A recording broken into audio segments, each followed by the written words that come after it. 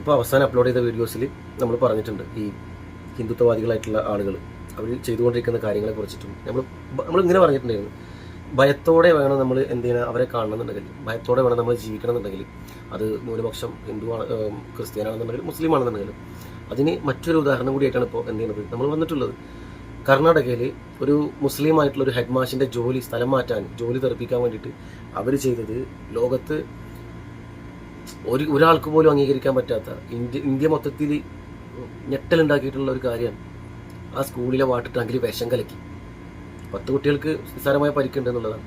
നമ്മളൊന്ന് ചിന്തിച്ച് നോക്കണം. ഈ വിഷം കലക്കിയ വെള്ളം ആ കുട്ടികളെല്ലാവരും കുടിച്ചോടെ മരിച്ചിരുന്നെങ്കിൽ, ഞാൻ പറയുന്നത് അവരെ കാര്യമല്ല, അവർ കൊല്ലാൻ തയ്യാറാണ്, അവർ ഇഷ്ടംപോലെ കൊന്നിട്ടുണ്ട്, അവർക്ക് ഒരു സെന്റിമെന്റ്സും ഇല്ല, അവരൊക്കെ മനുഷ്യരെന്ന് പറയുമ്പോൾ തന്നെ ബുദ്ധിമുട്ടാണ്. നമ്മുടെ ഒരു ബുദ്ധിമുട്ട് എന്തായിരിക്കും അത്രയും കുഞ്ഞുങ്ങളവിടെ മരിക്കുമ്പോൾ? എന്ത് ഭാഗ്യം കൊണ്ട്, നമ്മളൊക്കെ ഭാഗ്യം കൊണ്ടാണ് ശരിക്കും ആ കുട്ടി അവിടെ ഒന്നും അപകടം ഉണ്ടാവാത്തത്. ഒരു പ്രിൻസിപ്പലിനെ സ്ഥലം മാറ്റാൻ വേണ്ടി കുറേ ജീവൻ എടുക്കാൻ വേണ്ടി നോക്കുകയാണ്, വെള്ളത്തിൽ വിഷം കലക്കിയിട്ട്. എത്ര വർഷം എടുത്ത് നോക്കുകയാണെങ്കിൽ ഇത്രയും നീചമായിട്ടൊന്നും പ്രവർത്തിക്കാനായിരിക്കും കഴിയില്ല.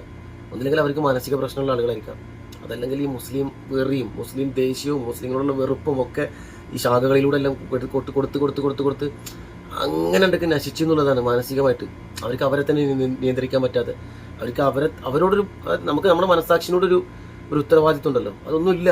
സമൂഹത്തിൽ മനുഷ്യരാണെന്ന പേര്, മനുഷ്യന്റെ കോലവും മനുഷ്യന്റെ പേരും മാത്രമേ ഉള്ളൂ, പ്രവൃത്തി മനുഷ്യൻ്റെതല്ല. ആ രീതിയിൽ ജീവിക്കുകയാണ്. ഇത്രത്തോളം അതമ്പതിച്ച, ഇത്രത്തോളം അത് ഹീനമായിട്ടുള്ള പ്രവൃത്തി വേറെ എന്താണ് നമുക്ക് ചിന്തിക്കാൻ പോലും പറ്റുന്നില്ല. വിഷം വെള്ളത്തിൽ കലക്കി കുറെ കുഞ്ഞുങ്ങളെ കൊല്ലാൻ നോക്കെ. ആരോടുള്ള ദേഷ്യം? നിങ്ങൾ അയാൾക്ക് അത്ര ദേഷ്യമാണെന്നുണ്ടെങ്കിൽ അയാളെ റോട്ടിലിട്ട് തല്ലിക്കൊല്ലേ. കാരണം ഒരുപാട് പേരെ കൊന്നിട്ടുണ്ട്. ചിക്കൻ മേടിച്ചു പോകുന്ന ആളുകളെയും നിങ്ങൾ ബീഫ് എന്ന് പറഞ്ഞ് കൊന്നിട്ടുണ്ട്. വഴിയിൽ പിടിച്ചു വെച്ചിട്ട് ജയശ്രീരാം വിളിച്ചിട്ടുണ്ട്. പള്ളിക്കകത്ത് കയറിങ്ങാട്ട് പള്ളിയിൽ അച്ഛന്മാരെയും ഉസ്താദന്മാരെയും കൊന്നിട്ടുണ്ട്. അതിനൊക്കെ അപ്പുറത്തേക്ക് ഒരു എക്സ്ട്രീം ആയിട്ടുള്ളൊരു പ്രവൃത്തിയാണ് ഇപ്പോൾ നമുക്ക് ഇതിനെ കാണാൻ പറ്റുന്നത്. പക്ഷെ ഇതൊന്നും അല്ല കേട്ടോ, അതൊന്നും തീരില്ല. അവർ ഇതിനേക്കാളും വലുത് ചെയ്യും. നമ്മുടെ ഇന്ത്യ നമുക്ക് ഭരണം അവരെ തുടരാണെന്നുണ്ടെങ്കിൽ പല രീതിയിലുള്ള കാഴ്ചകളും നമ്മുടെ ഇന്ത്യയുടെ പല ഭാഗത്തും നമുക്ക് കാണാൻ പറ്റുമെന്നുള്ളതാണ്.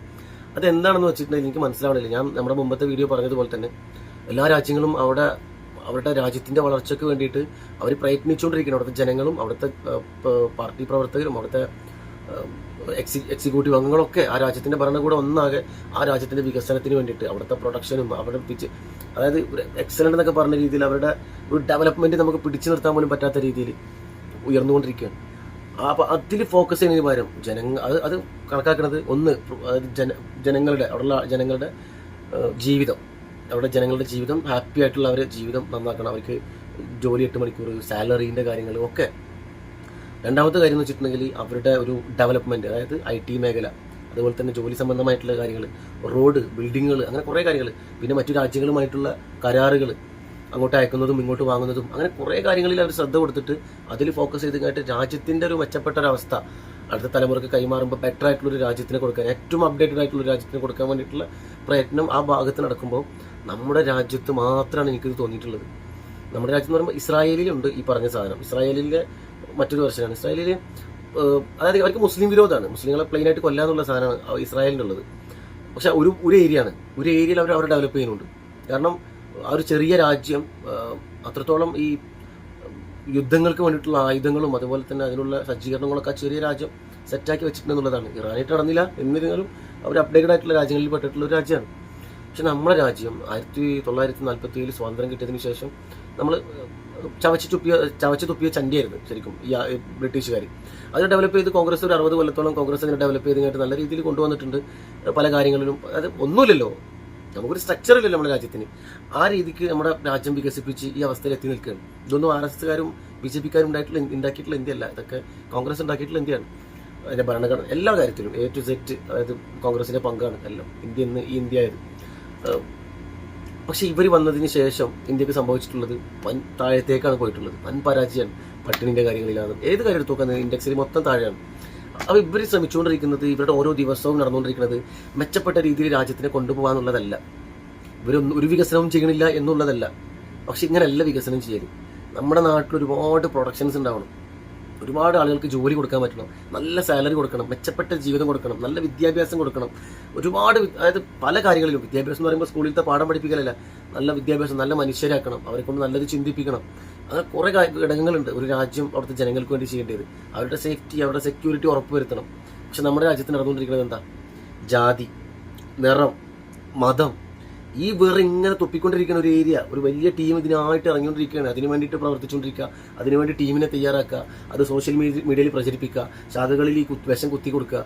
അതായത് മുസ്ലിം വിരോധം, ക്രിസ്ത്യൻ വിരോധം, ഇതിങ്ങനെ കയറ്റിയിട്ട് നശിപ്പിച്ചിരിക്കുകയാണ്. ആളുകളുടെ ബ്രെയിൻ മൊത്തം ഈ സാധനമായി. വെറുപ്പ്, ആരോട്? മുസ്ലിങ്ങളെ വെറുപ്പ്, ക്രിസ്ത്യാനികളെ വെറുപ്പ്, ഈ കണ്ടീഷനിലേക്ക് മാറ്റി എന്നുള്ളതാണ്. അപ്പോൾ ഒരു ഏരിയ മൊത്തം ഫോക്കസ് ചെയ്ത് പോണത് ഈ വെറുപ്പിന്റെ നശിപ്പിക്കണം, അവരെ തീർക്കണം, അവരെന്തെങ്കിലും പരിക്കേൽപ്പിക്കണം എന്ന് പറഞ്ഞ കണ്ടീഷനിലാണ്. എന്നുള്ളത് കൊണ്ടാണ് ഈ രീതിയിലുള്ള ആളുകളൊക്കെ ഉണ്ടാവുന്നതും ഇങ്ങനെയൊക്കെ ചെയ്യുന്നതും. വെള്ളത്തിൽ വിഷം കലക്കി കൊടുക്കുന്നതൊക്കെ ഇതിന്റെ ഭാഗമായിട്ടാണ്. കന്യാസ്ത്രീകളെ പിടിച്ച് തകർക്കണം, അവരെ പിടിച്ച് ജയിലിലടക്കണം എന്നുള്ളത് ബജരംഗ് ദളിന്റെ ആവശ്യം ഇത് ഈ കാരണം കൊണ്ടാണ്. സത്യത്തിൽ നമ്മൾ എന്താണ് ചെയ്യണത്, നമുക്ക് എന്താണ് ചെയ്യാൻ പാടില്ലാത്തത്, അതൊക്കെയാണ് ഇവർ ചെയ്യുന്നത്. നമുക്ക് നമ്മുടെ രാജ്യത്തിനെ മെച്ചപ്പെടുത്തണ്ടേ? അതായത് ഈ രാജ്യത്ത് ജനിച്ചു വളർന്നിട്ടുള്ള, ഈ രാജ്യത്ത് വർഷങ്ങളായിട്ട് പാരമ്പര്യമുള്ള മുസ്ലിം ആണെന്നുണ്ടെങ്കിലും ക്രിസ്ത്യൻ ആണെന്നുണ്ടെങ്കിലും ഹിന്ദു ആണെന്നുണ്ടെങ്കിലും അവരെ ജാതിയും മതം നോക്കാതെ അവർക്ക് നല്ല രീതിയിലുള്ളൊരു ജീവിതം, മെച്ചപ്പെട്ട ജീവിതം ഉണ്ടാക്കി കൊടുക്കുക എന്ന് ചിന്തിക്കുന്നതിന് പകരമാണ് അവർ ഈ രീതിയിൽ പ്രവർത്തിച്ചുകൊണ്ടിരിക്കുന്നത്. ഞാൻ വളരെയധികം പ്രതീക്ഷിക്കുന്നത് എന്താണെന്ന് വെച്ചാൽ, നമ്മളിപ്പോൾ വരും തലമുറകൾ, അതായത് അടുത്ത തലമുറ എന്നുള്ളതല്ല, ഇതുകൊണ്ട് 2-3 തലമുറകളൊക്കെ കഴിഞ്ഞ് വരുമ്പോൾ നല്ല വിദ്യാഭ്യാസം കിട്ടും. ആ നോർത്തിലൊന്നും വിദ്യാഭ്യാസം കുട്ടികൾക്ക് കൊടുക്കണില്ല. അവിടെയൊക്കെ പട്ടിണിയിലാണ്, പ്രയാസങ്ങളിലാണ്. അതൊന്നും പുറത്തേക്ക് വാർത്ത പോലും വരില്ല. കാരണം ആ ഭാഗങ്ങളിലുള്ള മീഡിയ, അതായത് മീഡിയാസൊക്കെ RSSന്റെ ആണ്. അവർ പണം കൊടുത്ത് മേടിച്ചില്ലെങ്കിൽ ഭയപ്പെടുത്തി നിർത്തിയിരിക്കുകയാണ്. എന്നതുകൊണ്ട് അവിടുത്തെ ന്യൂസൊന്നും നമുക്കധികം കാണാൻ പറ്റില്ല.